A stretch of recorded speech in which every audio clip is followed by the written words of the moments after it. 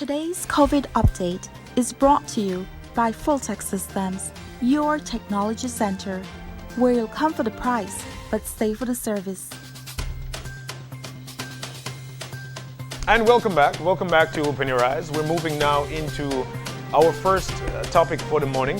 This one, of course, very important to dissect here. In with us, we've got the Minister of State in the Ministry of Finance, Christopher Coye. We're looking forward to this conversation. Minister, good morning and welcome. Good morning. Good morning. All right. So very important. I think, of course, we know that this is definitely the most important conversation to be have throughout the country. Why? It's based on the state of the economy. Exactly where I'd like to start this morning. Where are we at this particular point? What is the state of Belize's economy? The state of the economy, I guess there are different levels to it. Looking at the context of where we are now, we have to look at where we are coming from. First and foremost, we went into this COVID pandemic in a very weak situation. We economically and fiscally. On the economic side, we were already in a recession. We had, I think, four quarters. Prior. We were already in a state of recession. But over the prior decade, we were already in a state of economic decline. I think there are charts circulating from the IDB which indicate as much that Belize was one of the worst economic performance for the entire decade from 2010 to 2020, shrinking roughly on average 0.35% per year as far as real GDP per capita is concerned. We're actually doing worse than Haiti. Whereas the entire Latin America and Caribbean had been growing, we basically were contracting.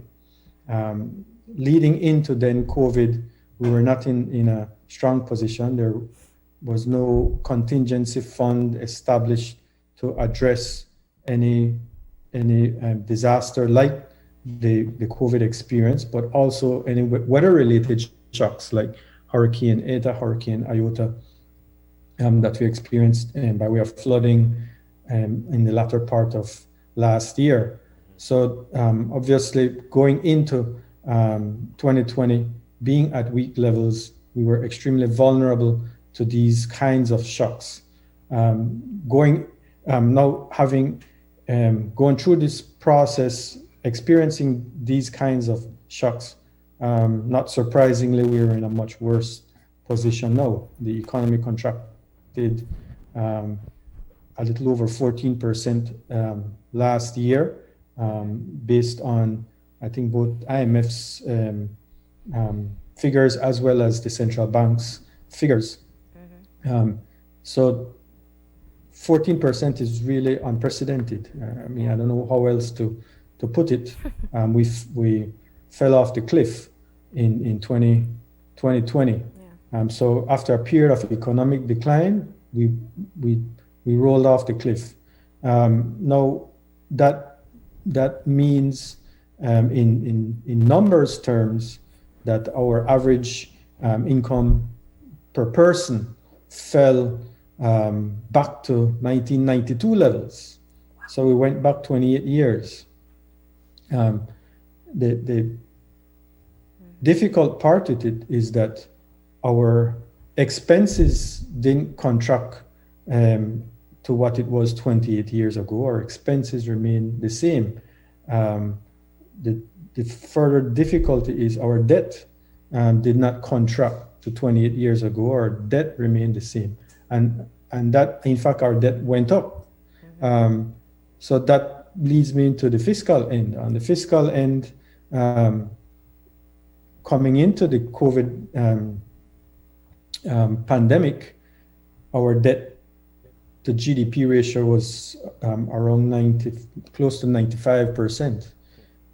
In the circumstances that we faced, debt obviously went up. A lot of expenditures occurred having to do with health-related expenditures, but also in connection with the impact of the floods. So it's again not surprising that the debt increased, but increased dramatically by we're now at approximately $4.2 billion. And while our debt increased to that sum, our income, our GDP shrunk. So instead of increasing from the prior year, we went down to, let's say, between 3.3 and 3.4 billion. So we have debt of 4.2 billion and income of 3.4 billion, let's say. Clearly, we are underwater. The debt to GDP is now around 130%. The prudential standard, the international benchmark, if you will, is around 60%. So we are more than double what or where we're supposed to be. We're the highest in the entire Caribbean and Central America. I think it's even always below their average. Yeah.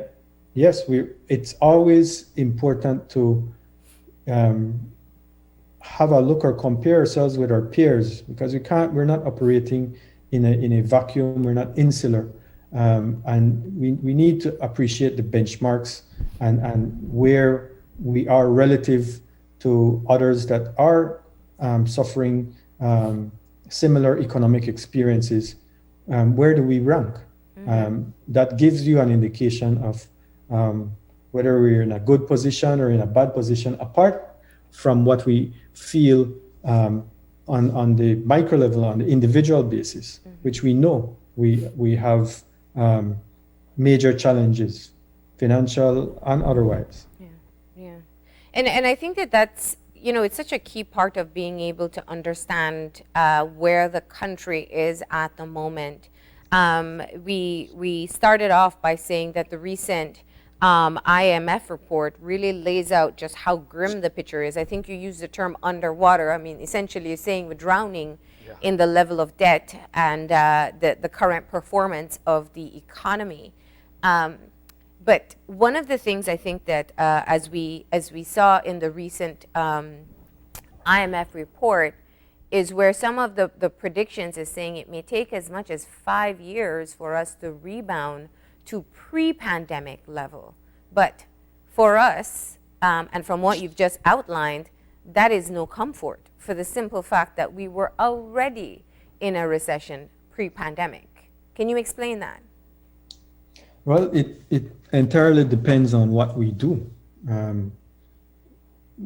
There are no easy decisions here, and we have to be willing to make the decisions. We have to be willing to step up to the table and make the decisions that will fix things, fix this economy, turn this economy around.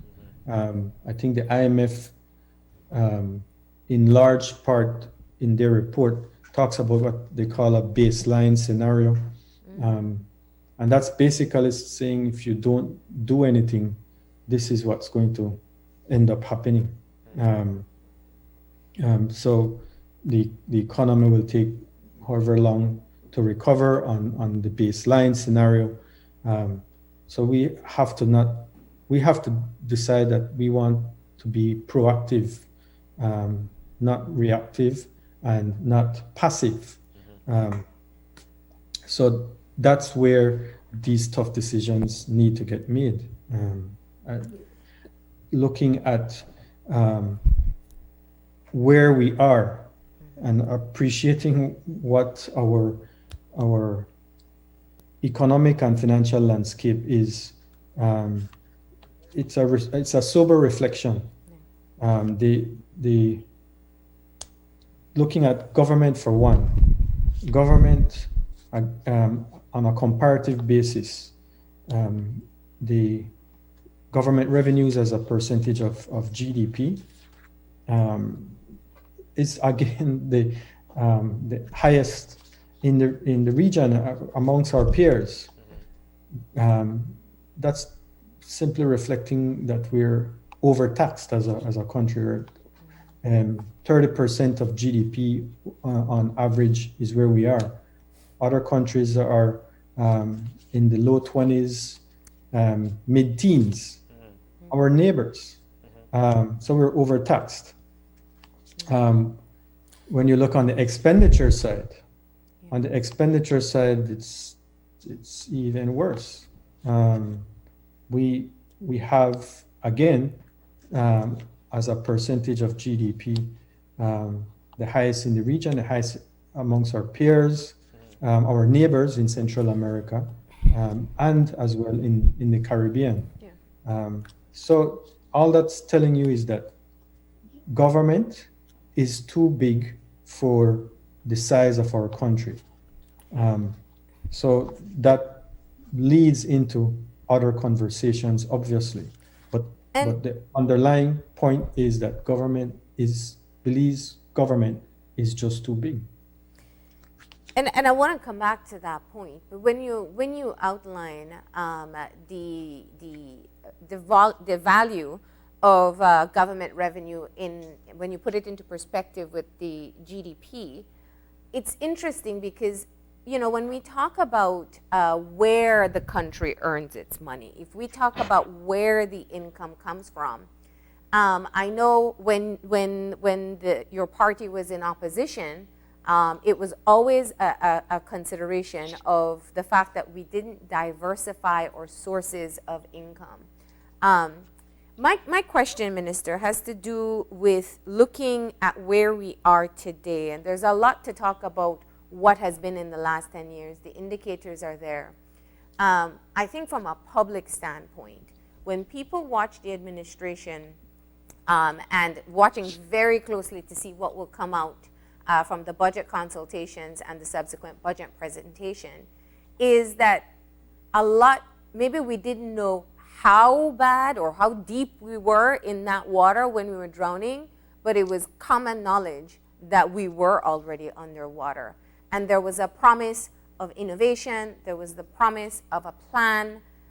You're a few months in now. How do you respond to that? Yeah. I think looking at where we are, it's important to appreciate the position we're in and the type of economy we have. And that informs on the approach that we have to take. I've mentioned about our fiscal position. There's obviously a need to do major fiscal rebalancing. The foreign exchange position, we are a fixed exchange rate regime. So we have to manage our foreign exchange very carefully. We have to, in effect, optimize our foreign exchange reserves as best as possible. Yeah. So looking at policy, we have to then decide how do we manage those different elements in developing policy. Clearly, an import promotion strategy is not an effective strategy, is not a recommended strategy in the circumstances that we have. That appears to be what has been the case over the past decade. Agriculture has shrunken as a part of our economy. When you look at the makeup of our GDP, call it the primary sector, the secondary sector, the tertiary sector, and you see the makeup. The tertiary sector represents tourism. The primary sector represents agriculture. So you could look at the data and you'll see how agriculture has shrunken as a part of our economy, but agriculture represents a big part of exports for us. And if that is shrinking, that means in effect we're exporting less. If we're exporting less, we're generating less foreign exchange. And if we're generating less foreign exchange and at the same time importing more, we're putting pressure on our reserves and ultimately putting pressure on our currency peg. So obviously that's not an appropriate strategy to undertake. That means we have to do the reverse. We have to have an export promotion strategy. And in developing that export promotion strategy, that's what you see happening already in these first 3 to 4 months. Our Minister of Agriculture has been very aggressive, very active in pressing for exports, opening up market access, and along with the Minister of Foreign Affairs and Foreign Trade has already seen some successes in that, and the export of cattle into our neighbors, poultry into the Caribbean, the efforts on sugar. So it's that the policy is evident. What this new administration is looking at, an export strategy, an export promotion strategy. But that by itself, or that is not the only strategy. Or a quick fix either. Yes, it does take time, but there has to be a number of efforts or initiatives that need to be undertaken. You recall that we've set up a task force, this economic recovery task force, tasked with developing simple strategies, simple recommendations with a view to implementation on an immediate or urgent basis. That task force has been going through its process and in effect is almost complete in terms of the recommendations, the plethora of recommendations that have been put forward. And we had a midterm report put to cabinet which details some of those recommendations. And those are being considered by cabinet. Subcommittees have been created with a view to consider and advise on implementation of those recommendations. But obviously that is, again, demonstrating the recognition of the importance of the private sector, much more so than the public sector in engineering and economic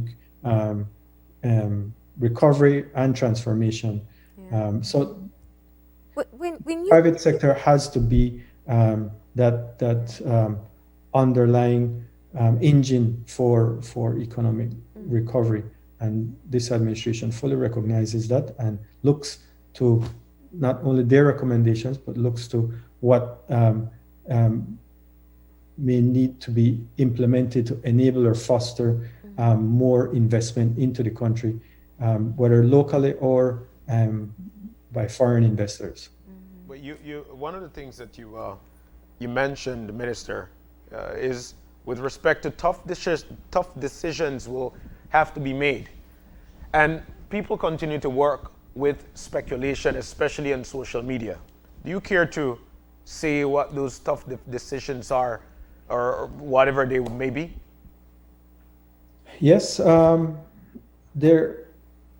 we look at, again, the state of the economy,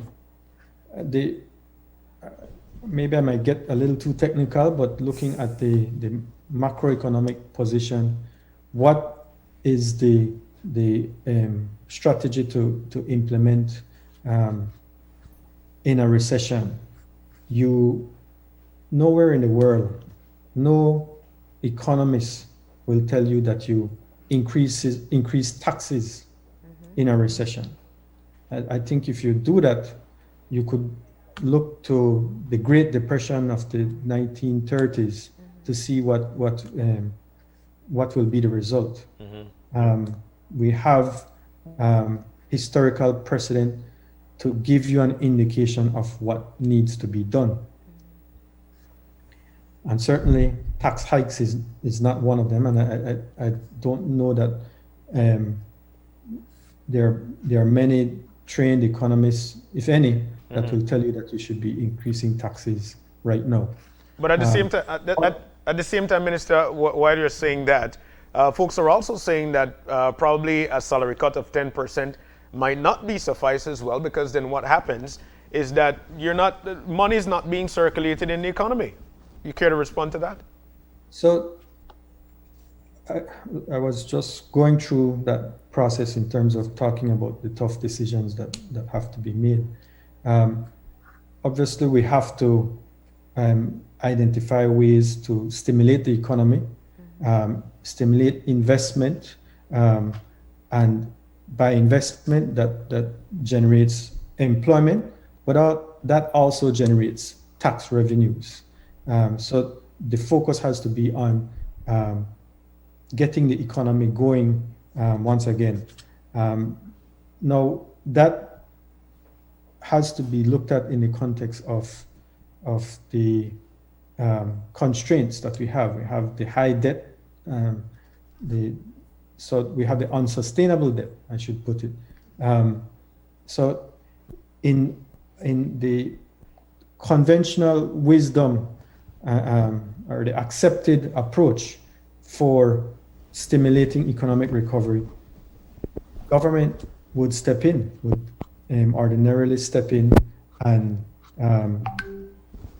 have expansionary fiscal policy, spend money, spend heavily. Unfortunately, in our situation, we don't have any contingency monies at hand to use for that kind of spending, and second, our debt is already at an unsustainable level, so we don't have any fiscal space. So that is where we're constrained immediately on the fiscal end. So we have to look on the monetary side, and on the monetary end, that's within the purview of the central bank, and the central bank has to look at how it can be more creative in using its monetary policy tools to stimulate the economic activity through enabling access to cheaper credit. That is part of the effort that the government, the cabinet undertook to enable and empower the central bank to have more tools by way of the recent Central Bank Amendment Act to allow it the ability to be more targeted and inject liquidity into the system that will be at cheap rates. That said, the central bank also has to look at the excess liquidity and look at how interest rates can be brought down to support economic recovery. So I know you referred to certain other things, but I think it was important to take that more comprehensive macroeconomic look and give an indication of what can be done, what needs to be done with to ensure or enable economic recovery. Yeah. Well, and I appreciate you setting the backdrop in that way, and I think that what has changed in terms of the conversation that we have with you is where, as Minister of State and Finance, understanding the situation where we are is one thing, but there are implications that trickle down, whether you're talking about trying to ensure that we're not spending as much as imports. We see restrictions on permits of particular goods people were accustomed to, whether we see changes in access to finances, as you spoke of with the central bank amendment. So these things do have implications. When we talk about being able to get ourselves in a position where we can reduce the expenses that government has, the biggest conversation is what's on the table with the unions. And I understand that negotiation is ongoing. My question to you today is, it seems to be that the current conversation, at least publicly, I can't say behind with the negotiating team, is, well, there's either a cut or there's retrenchment. But I ask you, what are the alternatives if not these two? I think, sorry. Turn this off. That's all right. Yes. Yes, sorry about that. You were saying? Getting back to the tough decisions, and Yeah. it ties into what you are talking about at the same time. We have to look at we have to look at the expenditure side. We have to look at what makes up our expenditures, what makes up government's expenditures. Yeah. How do we go about reducing those expenditures to regain fiscal balance? Yes, you mentioned about the unions and that discussion, but where we are in a process of budget consultation. We've met with the NGOs representatives. We've met with the chamber, the business community, the chamber, the Belize Business Bureau, the churches, the productive sector, and the unions. And this is part of a budget consultation process. We've been frank with the state of the economy, the state of the finances, the public finances, and expressed what we feel needs to be done, and we seek the recommendations, the views of all these partners in development. I won't want to just say as social partners, but partners in development. The unions represent one of those partners, an important and critical element of the equation. The tough decisions require that we find ways to reduce expenditures. And when you look at the key line items of expenditures, you have the wage bill. And you could say the pension bill, part of the wage bill or not, but ultimately it's connected to the wage bill. You also have your subsidies and current transfers, which in a large sense represent grant-aided contributions to grant-aided schools, which includes teacher salaries. Then you also have goods and services line item, and then you have your debt servicing. So all these have to be looked at, and all these require tough decisions if we are to get back onto to rebalance and get back onto a sustainable path that will support economic recovery and development. So it's all these areas that require the tough decisions.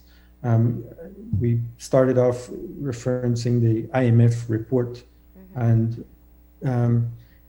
they detail many of the areas of critical importance. And that's what we're looking at. Each of those areas, not one, but all. Because dealing with any one area does not address the problem that we're in. The primary balance, which reflects our sustainability, and to which we committed to bondholders, the government committed to bondholders in its last renegotiation with the bondholders to roughly 3% primary surplus as a percentage of GDP. And that is around 9% in deficit, 9% of GDP in deficit. So that's not possible to close and turn into surplus in 1 year.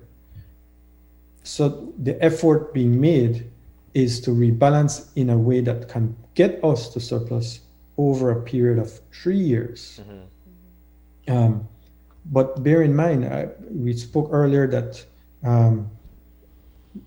perhaps we could use the analogy that we're underwater and below the surface. If we are in primary deficit, we are underwater. And if we can, by next year, we're still not able to get to a surplus, that means we're sinking even deeper. Yeah. And that's what, unfortunately, we're in a position of doing, of being. We're not looking to move from 9% or 8.5% to 3% by next year. It cannot be done. Yeah. If we were seek to do that, we would have to cut expenditures by 30%.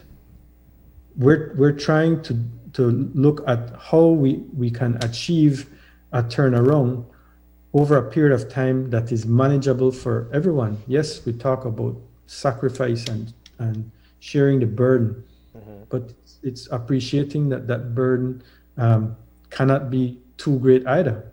It has to be a burden that can be manageable. So we're not only having discussions with the unions. We're clear on our position that we need to look at debt restructuring as well. And I think that's... And we have a debt management team that is tasked with looking at how we can do that.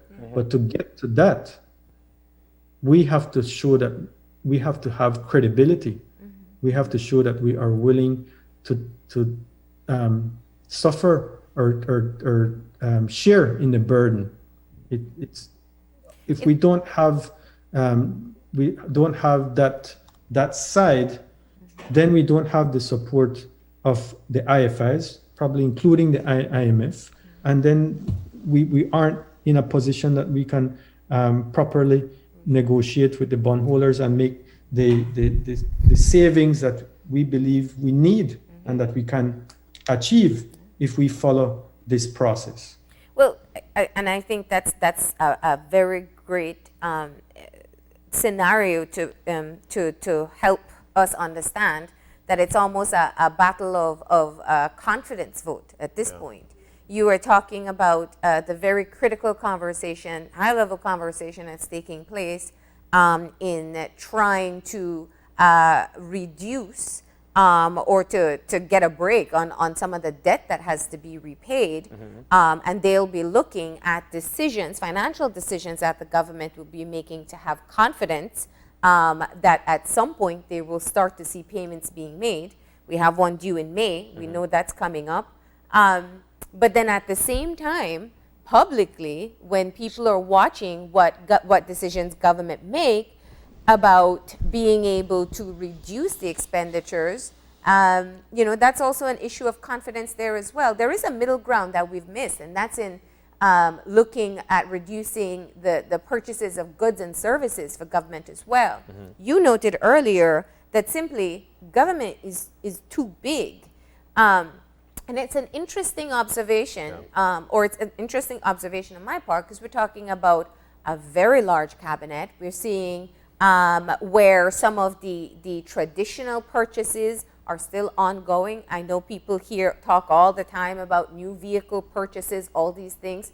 So when we talk about goods and services that are being acquired and paid for by government, maybe that's and that's where we hear the bulk of the messaging coming from the union. So you're looking at their salaries, but are we doing enough in cutting that expenditure?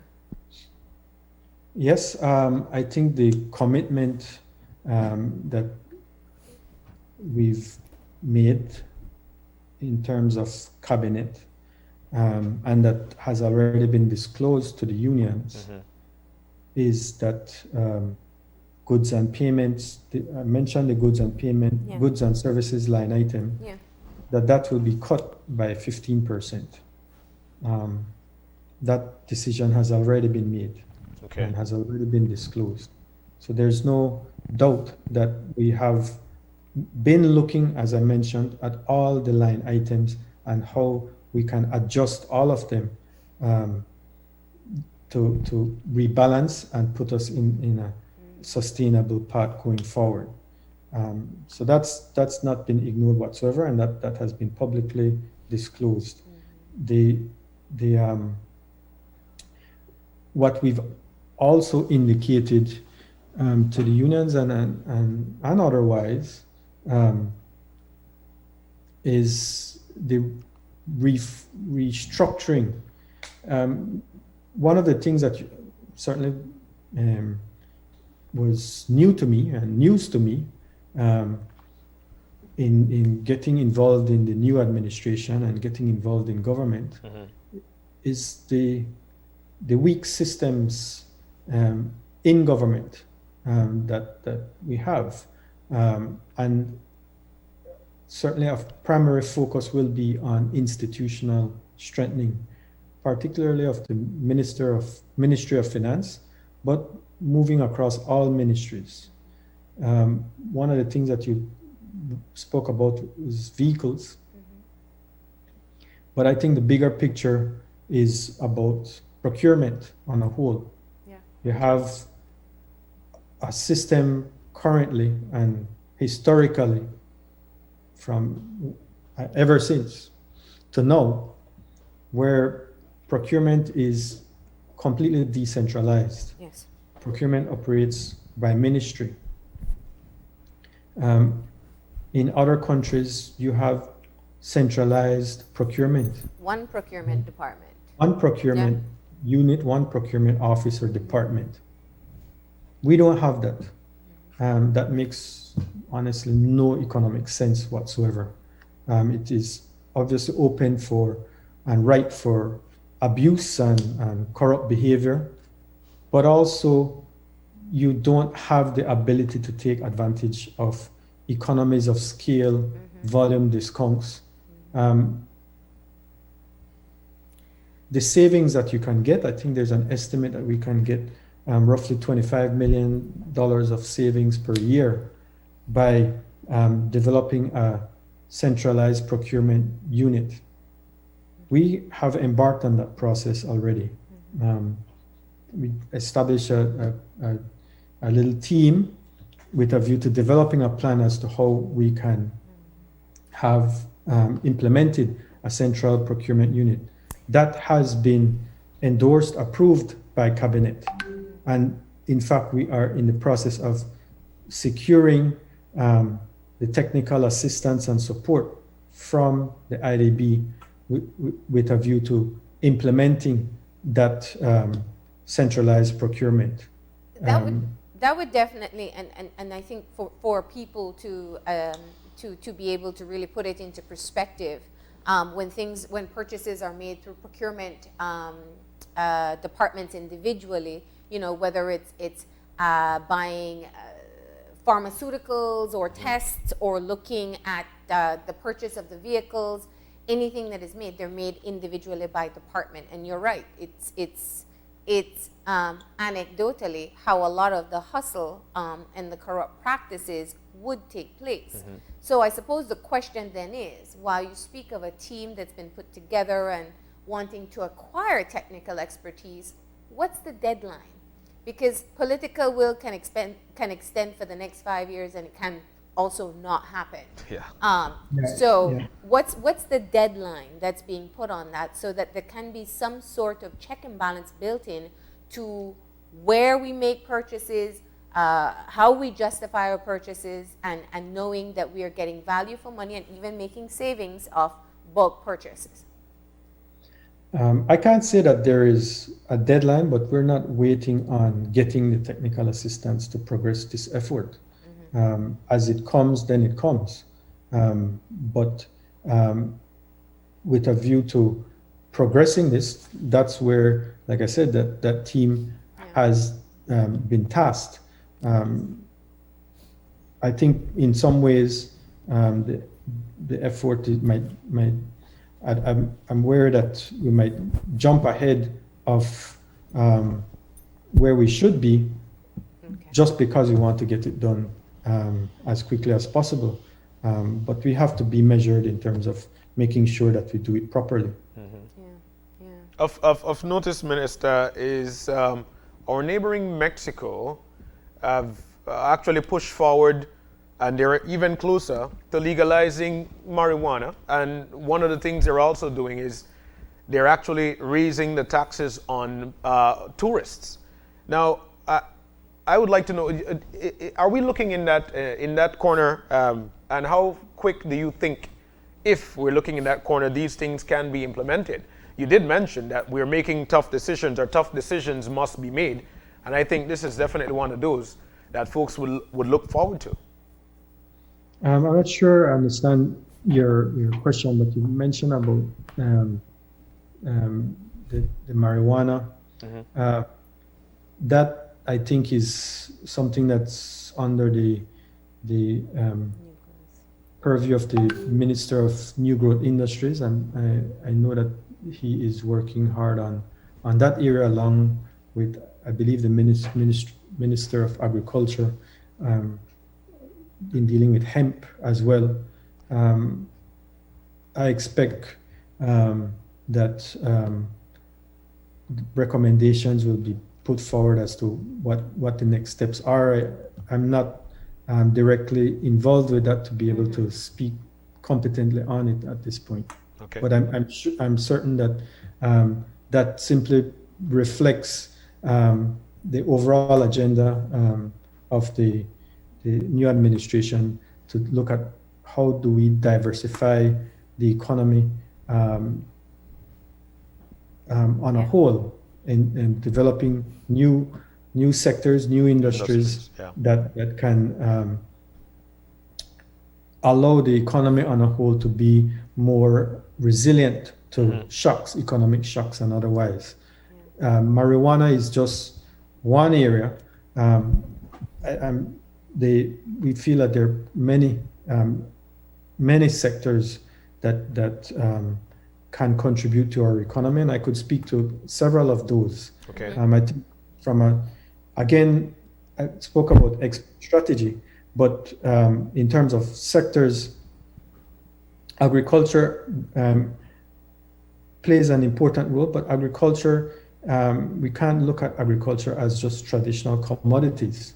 The traditional commodities, yes, citrus, banana, sugar, are there and have been there, but we have to be far more creative than just relying on traditional commodities. First and foremost, if you're dealing in commodities, you're dealing with normal profits. You're not making a higher margin, because you're competing with everybody and you're a price taker. So you're not making what you can make. And to capitalize on or improve your margins, you have to get into value adding. So even these traditional commodities, it makes more sense to do final products rather than just sell the traditional commodities. So those basic sectors that we have, those can be enhanced for us to be more profitable and have more market differentiation that allows us to be more profitable, having our own brand. But beyond that, there are many different non-traditional commodities that we can look at and are already looking at, how we develop in Belize in that agricultural sphere, whether it may be sour sop or turmeric or cacao, and certainly coconuts, but with the value added products being developed on top of those as well. Has that been a part of So that's within just agriculture. The BPO sector, I think, represents a huge opportunity for us. I mean, we have less than 5,000 persons employed in that sector. In Guatemala, for example, I think you have almost 250,000 people employed in that sector. And I, at the same time, believe that we're at the bottom of the barrel in terms of the service that's being provided in that sector. It's not about just call centers. Ultimately, we want to value add in that sector as well. Yeah. Where we do software programming on an outsource or offshore basis. So BPO represents a great opportunity, but it's not the only one. We keep fighting for our territorial integrity, territorial sovereignty, not only in terms of land, but in terms of our marine, the exclusive economic zone. Yeah. Yet, we done with that? How are we making use of that resource on a sustainable basis going forward? That's something that we have to be looking at. That's exclusive economic zone is in effect twice the size of our country, and yet we ignore that entirely for the most part. We have to look at the 8,867 acres or square miles of Belize and look at how we maximize or optimize the utilization of that for our development. That, I think, is the comprehensive approach we need to be taking and that we are taking as we look to develop this country.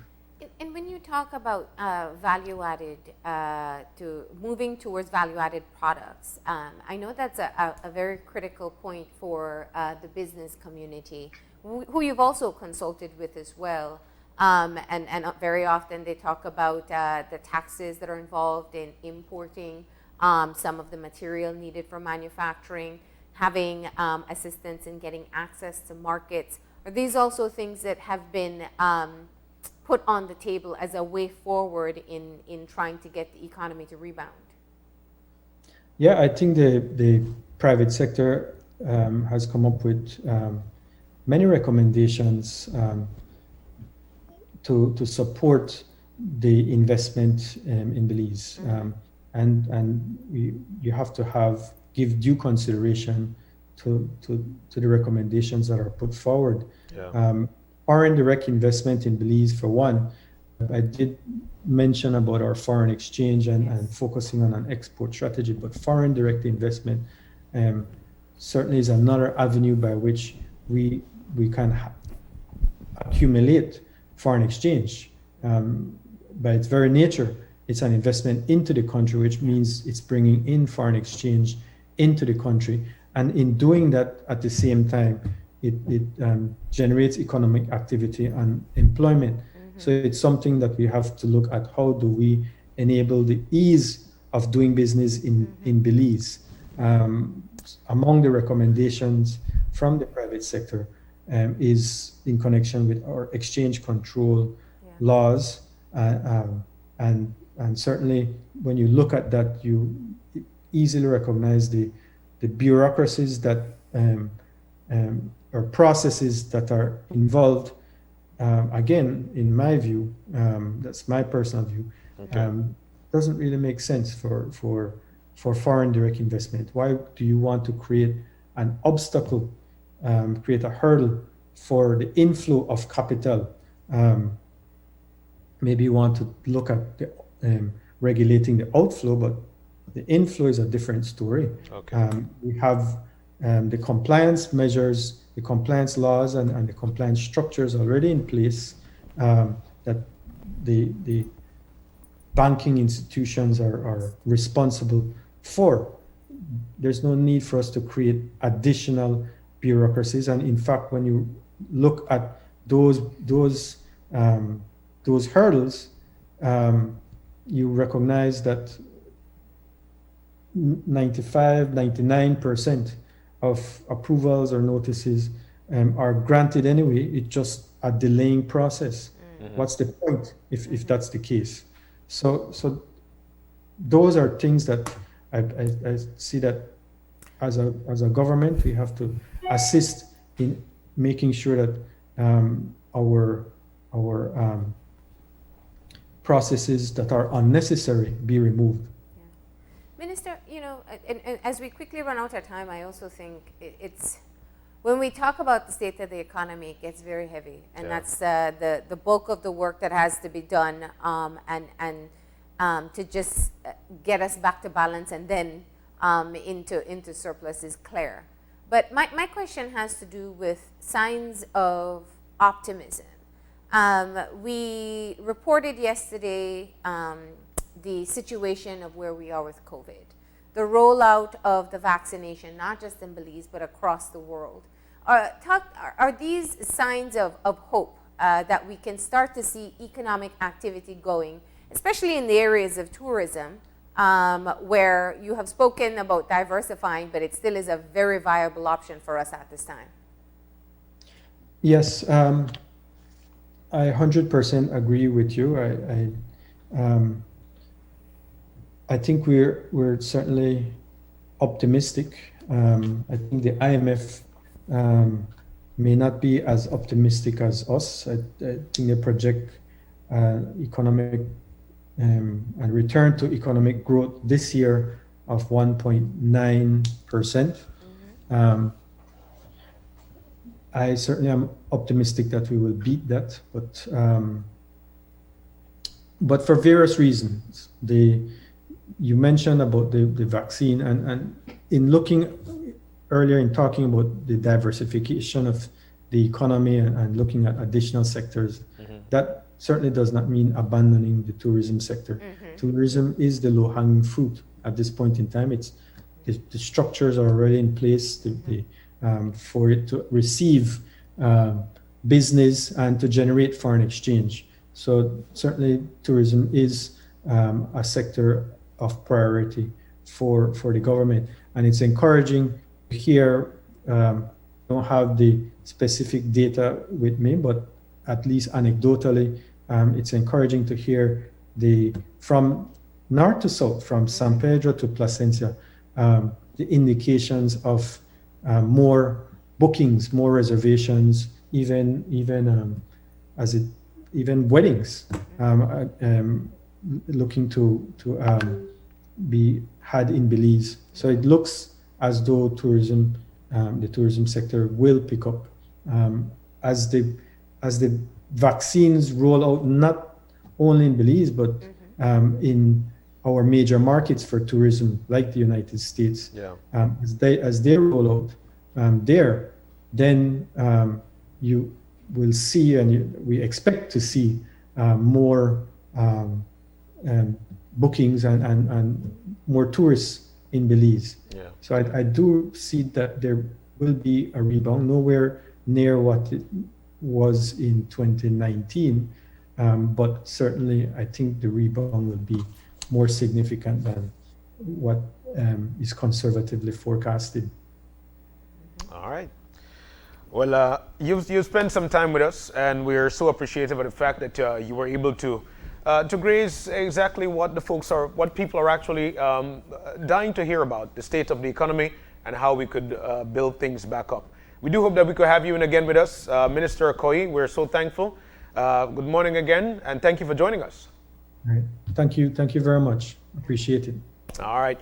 We're about to take a break. When we come back, we'll be having representatives of Digi in with us to talk about new promotions and new launches. That's coming up when we come back. This COVID update was brought to you by Fulltech Systems, your technology center, where you'll come for the price, but stay for the service.